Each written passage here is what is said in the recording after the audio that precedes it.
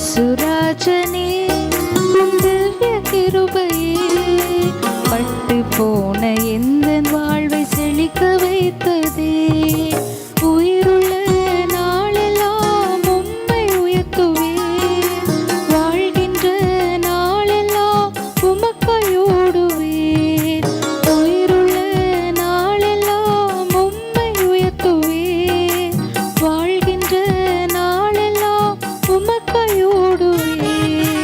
இயேசுராஜனே உம் திவ்ய கிருபையே பட்டு போன எந்தன் வாழ்வை செழிக்க வைத்ததே. இயேசுராஜனே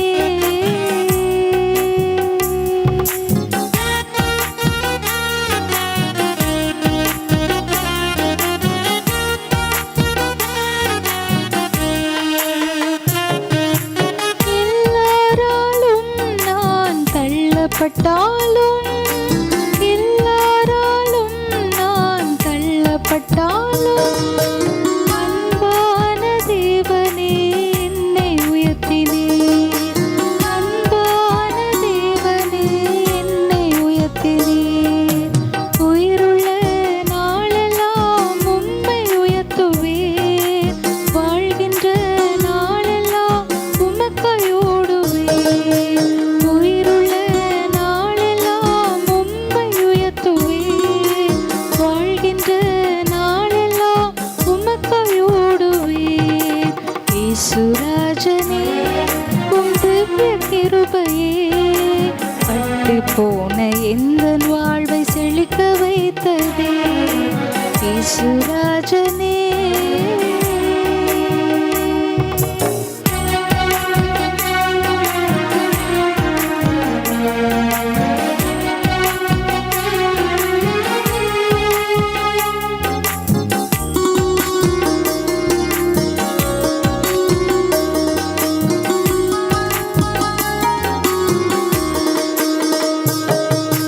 கண்ணீரின் பள்ளத்தாக்கில் நடக்கும் போதெல்லாம், கண்ணீரின் பள்ளத்தாக்கில் நடக்கும் போதெல்லாம், கனிவோடு உந்தன் கரம் என்னை அணைத்தது. கனிவோடு உந்தன் கரம் என்னை அணைத்தது.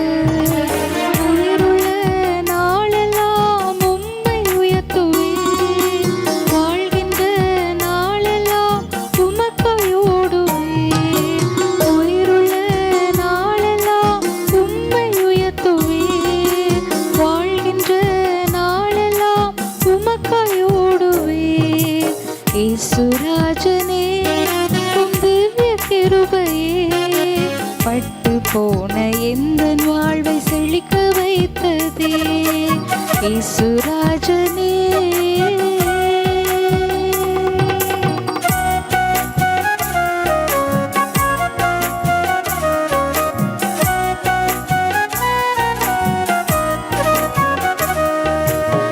அந்தகாரமே என் வாழ்க்கையானதே, அந்தகாரமே என் வாழ்க்கையானதே, விளக்கேற்றி வைத்த என் அன்பு தெய்வமே, விளக்கேற்றி வைத்த என் அன்பு தெய்வமே. உயிருள்ள நாளெல்லாம் உம்மை உயர்த்துவேன், வாழ்கின்ற நாளெல்லாம் உமக்காய் ஓடுவேன். உயிருள்ள நாளெல்லாம் உம்மை உயர்த்துவேன், வாழ்கின்ற நாளெல்லாம் உமக்காய் ஓடுவேன். இயேசுராஜனே உம் திவ்ய கிருபையே பட்டு போன எந்தன் வாழ்வை செழிக்க வைத்ததே. இயேசுராஜனே தேவன் உங்களை ஆசீர்வதிப்பாராக. இன்றைய தினத்தில் ஒரு வசனத்தை நம்ம நினைச்சோம், தியானத்துக்கு எடுத்துக்கொள்வோம். ஏசாயா 8:20. வேதத்தையும் சாட்சி ஆகமத்தையும் கவனிக்க வேண்டும், இந்த வார்த்தையின் விடையை செய்யாவிட்டால் அவர்களுக்கு விடியற் காலத்து வெளிச்சமில்லை. திருமறை கூறுகிறது. ஏசாயா தீர்க்கதரிசியின் மூலமாக தேவனுடைய ஆவியானவருக்கு சரியா சொல்றாரு. வேதத்தையும் சாட்சி ஆகமத்தையும் நீங்கள் கவனிக்கணும்னு சொல்லிக்கிட்டு உலக மனுஷர்கள் எதெல்லாமோ கவனிக்கிறாங்க. குறிப்பாக பாருங்கள், நீங்கள் கிறிஸ்டியன் லைஃப்பில் எத்தனையோ ப்ரோக்ராம்ஸ் டிவியில் வருது, யூடியூப்பில் வருது, வாட்ஸ்அப்பில் வருது. நல்லதை படிக்கும் கெட்டது தான் அதிகமாக வருது. நான் ஒரு விஷயம் யோசித்து பார்க்குறேன். எப்பொழுதுமே வேதத்தின் அடிப்படையில் காரியங்களை சொல்லும்போது மக்கள் கொஞ்சம் போர் அடிக்குன்னு சொல்லுவாங்க. ரட்சிக்கப்படாத சத்தியம் தெரியாத மக்கள் எதெல்லாம் வித்தியாசமாக சொல்கிறாங்களோ அதெல்லாம் கூர்ந்து கவனிக்கிறாங்க. பக்தி விருத்தி பெறுது, புத்தி பெறுது, சமாதானம் பெறுது, ஆறுதல் பெறுது. எதை கவனிக்கணுமோ அதை கவனிக்கணும். வசனம் சொல்லுது, வேதத்தையும் சாட்சி ஆகமத்தை நீ கவனி. அப்படி நீ கவனிக்கும் போது உன்னுடைய வாழ்க்கையில் எல்லாமே பிரைட்டாக இருக்கும். நீ கவனிக்காவிட்டால் உன்னுடைய வாழ்க்கையில் என்ன இருக்காது? வெளிச்சம் இருக்காது. உங்களுக்கு தெரியும், சாட்சி ஆகமம்னா பஞ்சாகமங்கள்னு சொல்கிறாங்க. ஆதியாகமும், யாத்திராகமும், லேவியராகமும், எண்ணாகமும், உபாகமும், 5 ஆகமங்கள். அதை கவனிக்கணுமோ. அதுபோல் கம்ப்ளீட்டாக இன்னும் அடிஷ்னலாட்டு ஒரு 61 புக் இருக்குது இல்லையா வேதத்தில். அப்போ அந்த 66 புக்ஸ் டோட்டல் நீங்கள் கவனிச்சிங்கன்னு சொன்னால் உங்களுடைய வாழ்க்கையில் இருளுக்குரிய காரியங்களே கிடையாது. எல்லாமே வெளிச்சமாக இருக்கும். நான் கர்த்தரோட ஆவியன்னு சொல்லியிருக்கிறாரு. ஆகவே நீங்கள் கவனிங்க, வேதத்தை கவனிங்க, சாட்சி ஆகமத்தை கவனிங்க. அதை கவனிக்கும் போது உங்களுடைய வாழ்க்கையில் உங்களுக்கு எவ்வளவோ உங்களுக்கு என்ன கிடைக்கும்னா நல்ல நல்ல விட்னஸ் கிடைக்கும். இப்போ நான்லாம் என்னுடைய பிள்ளைகள் படிக்கும்போது சொல்லி கொடுத்துருக்குறேன். புக்ஸ் ஓகேப்பா, அதுக்கு ரிலேட்டடாக உள்ள கேட்ஸ் நீங்கள் பாருங்கள். உங்களுக்கு ஏதாச்சும் சந்தேகம் இருந்தால் நீங்கள் என்ன செய்யுங்க, கூகுளில் பார்த்துக்குங்க. அல்லது நீங்கள் என்ன செய்யுங்க, உங்கள் டீச்சர்ஸ்கிட்ட கேளுங்க. எதுவும் தெரியலையா ஏன்ட்ட கேளுங்கப்போ, உங்களுக்கு நான் சொல்லிக் கொடுக்குறேன். நீ கவனிக்கும் போது உங்களுக்கு நிச்சயமாகவே நல்ல சக்ஸஸ் கிடைக்கும்னு சொல்லிக்கிட்டேன். இப்போ காட்ஸ் கிரேஸ் என்னுடைய 2 பசங்களுமே பிஜி நல்ல வேலை பார்க்குறாங்க. பாப்பாவும் சிஎம்சியில் ஒர்க் பண்ணுது. அவன் பாருங்கள், நீங்கள் எந்த அளவு படிக்கும்போது சிலபஸை கவனிக்கிறீங்களோ அந்தளவு டாப்பில் போக முடியும் இல்லைங்களா? அதுபோல் நீங்கள் எந்த அளவு வேதத்தையும் சாட்சி ஆகமத்தையும் கவனிக்கிறீங்களோ அந்தளவு உங்களோட வாழ்க்கை ரொம்ப நல்லா இருக்கும். ஒரு 5 சாட்சிகள் இன்றைக்கி அவங்க மத்தியில் நான் சுருக்கமாக சொல்ல போகிறேன். ஃபஸ்ட்டு, ஆதியாகமத்தின் புத்தகம் 6ஆம் அதிகாரம் 8ஆம் வசனத்தில் நோவாவை பற்றி எழுதப்பட்டிருக்கிறது. நோவா அந்த நாட்களில் வாழ்ந்த நல்ல ஒரு நீதிமான். இந்த நோவாவை குறித்து வேதத்தில் எழுதப்பட்டிருக்கிறது. நோவாவுக்கோ கர்த்தருடைய கண்களில் கிருபை கிடைத்தது. கிருபைனா என்ன? தேவனுடைய அன்பும் தேவனுடைய தயவும். வசனம் சொல்லுது, நோவாவுக்கோ கர்த்தருடைய கண்களில் என்ன கிடைச்சது? கிருபை கிடைத்தது என்று வேதத்தில் எழுதப்பட்டிருக்கிறது. அது காரணம் என்ன? ஆண்டவர் சொல்கிறாரு, நோவாவை பார்த்து ஆண்டவர் சொல்கிறாராம், இந்த சன்னதியில் உன்னை எனக்கு முன்பாக நீதிமானாக கண்டேன். ஆதியாகமத்தின் புத்தகம் 6ஆம் அதிகாரம் 5-6 வசனங்கள், 11லிருந்து 13 வசனங்கள். ஆண்டவர் தெளிவாக சொல்லுவார், இந்த சந்ததியில் அந்த நாளில் வாழ்ந்த மக்களை குறித்து வேதத்தில் எழுதப்பட்டிருக்கிறது. அவங்க மிகவும் முரட்டாட்டமான மக்களாம். அதாவது பூமி கொடுமையினால நிறைந்திருந்தது, பூமி சீர்கட்டதாக இருந்தது, ஜனங்கள் தங்களுடைய வழிகளை கெடுத்து கொண்டிருந்தார்கள் என்று வேதத்தில் எழுதப்பட்டிருக்கிறது. அப்படிப்பட்ட சூழ்நிலையில் நோவாவும் நோவாவுடைய குடும்பம் மட்டுமோ மிகவும் சரியாக வாழ்ந்தாங்களாம். அதாவது நோவா எப்படிப்பட்டவனா? தன் காலத்தில் இருந்தவர்களுக்குள்ள நீதிமானா, உத்தமனா, தேவனோடு சஞ்சரித்து கொண்டிருந்தவனா.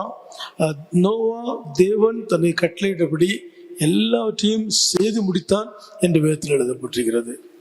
நீங்கள் இன்னைக்குள்ள உலகத்தை பார்க்குறீங்க, எதுவும் சொல்லிக்கொள்கிற அப்படி இல்லை. ஏன்னா எல்லாருமே நல்லவங்கன்னு சொல்கிறாங்க. அவங்களோட காரியங்கள் மிகவும் மனசுக்கு வேதனையாக இருக்குது. இன்றைக்கி இந்த நாளில் இந்த வசனம் நீங்கள் ரெக்கார்ட் பண்ணும்போது கூட நீங்கள் பேப்பரில் பார்ப்பீங்க.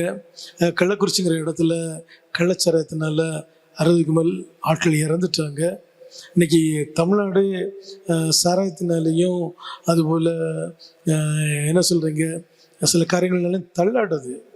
ஆண்டவர் தான் பாதுகாக்கணும். எனக்கு இன்னும் ஆண்டவர் மேல் நம்பிக்கை இருக்குது. சூழ்நிலையை மாற்ற முடியும்.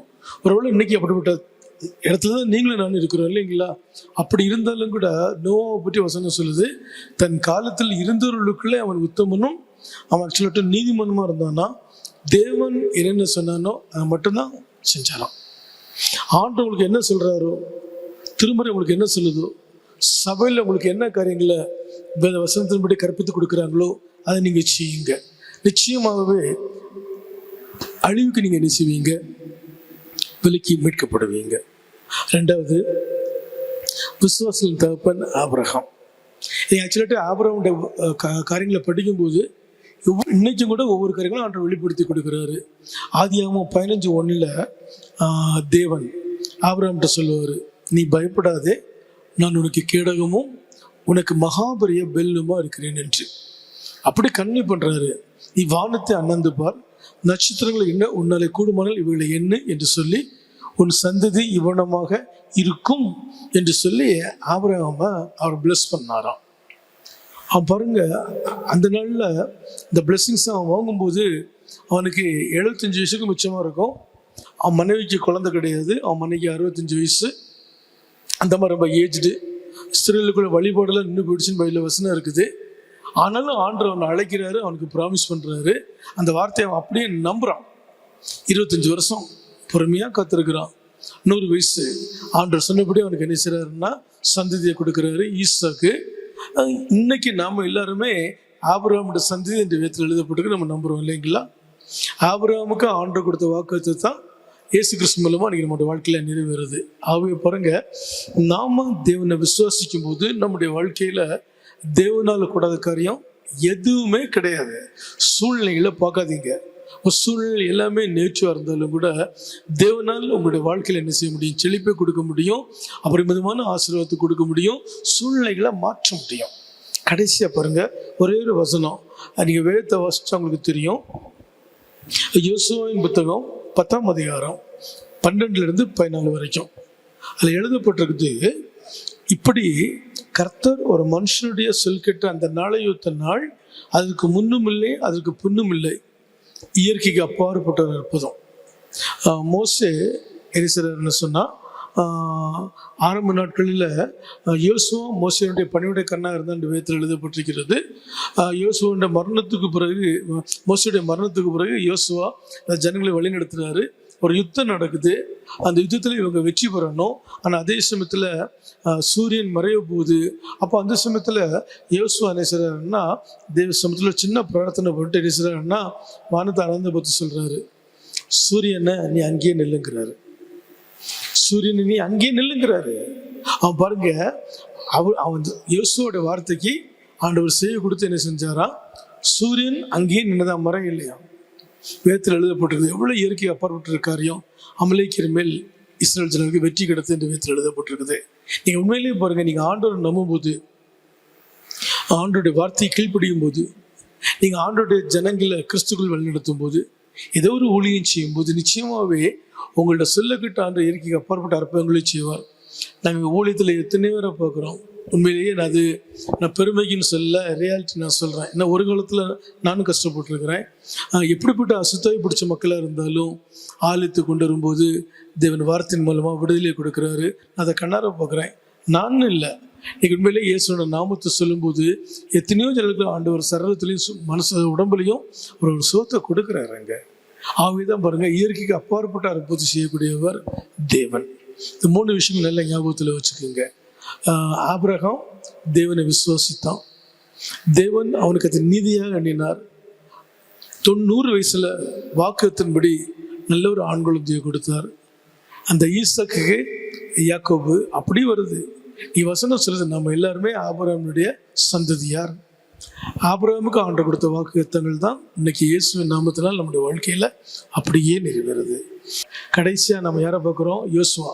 அவனுடைய வாழ்க்கையில் இயற்கைக்கு அப்பாற்பட்ட அற்புதங்களை ஆண்டவர் செஞ்சார். நான் அடிக்கடி வீட்டில் சொல்லுவேன், மனுஷனால் இது கூடாது தான், தேவனால் இது கூடும், தேவனால் எல்லாம் கூடும்.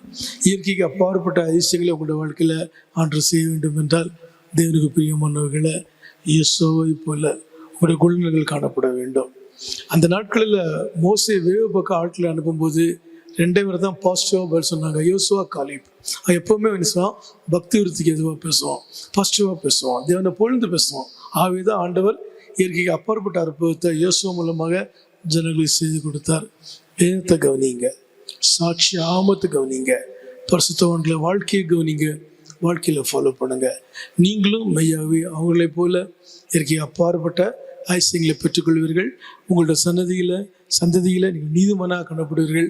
எல்லாவற்றுக்கும் மேலாக விசுவாசத்தில் தகப்பனாகிய ஆபிரகாமை போல செழிப்பாய் வாழ்வீர்கள்.